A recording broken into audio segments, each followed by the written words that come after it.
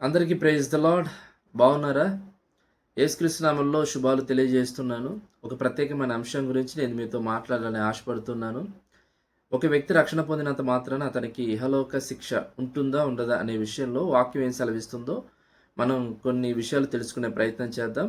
మొదటిగా యోహాను సువార్త 19వ అధ్యాయం 32వ వచనం చదివితే అక్కడ ఒక మాట ఉంటుంది.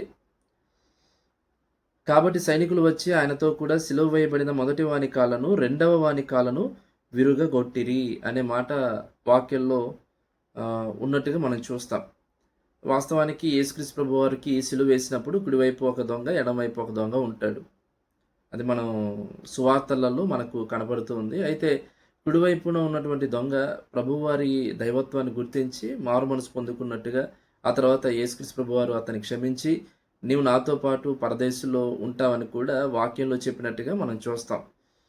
ఈ మాటలు దేవుడు అతనికి చెప్పినంత మాత్రాన లోకం నుండి అతనికి శిక్ష తొలగించబడిందా అంటే లేదు. అపోస్తలుల కార్యాల గ్రంథము 7వ అధ్యాయం చదివినప్పుడు స్టెఫెన్ గారిని కొంతమంది యూదులు భయంకరంగా రాళ్లతో కొట్టి చంపేసినట్టుగా మనం చూస్తాం. దానికి ముఖ్య కారణం పౌలు గారే.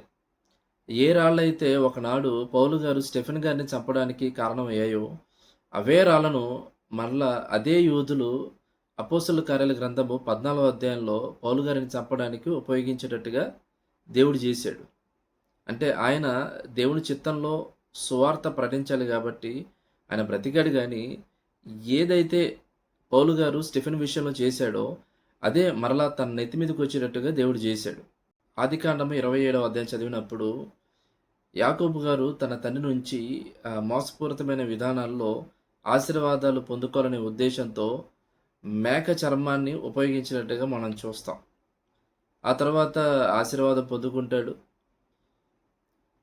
32వ అధ్యాయం చదివినప్పుడు యాకోబు గారికి మారు మనసు వస్తుంది. ఇక నుండి నీ పేరు ఇశ్రాయేలు అనబడుతుందని దేవుడు కూడా మాట్లాడతాడు. 2వ అధ్యాయంలో చూసినప్పుడు యోసేపు సహోదరులు తన తండ్రిని మోసం చేయాలనే ఉద్దేశంతో యోసేపు చనిపోయాడు అని చెప్పడానికి వాళ్ళు ఉపయోగించింది కూడా మేకపిల్లనే. ఆ మేకపిల్ల రక్తంలో ఒక అంగీని ముంచి ఇదే నీ కొడుకుకి సంబంధించిన అంగీ అని చెప్పి అతన్ని మోసం చేయడం జరుగుతుంది. ఒకనాడు ఏ మేకనైతే యాకోబు గారు తన తండ్రిని మోసం చేయడానికి ఉపయోగించారో అదే మేకను మరలా యాకోబు బిడ్డలు ఉపయోగించి తన తండ్రిని మోసం చేసేటట్టుగా దేవుడు చేశాడు.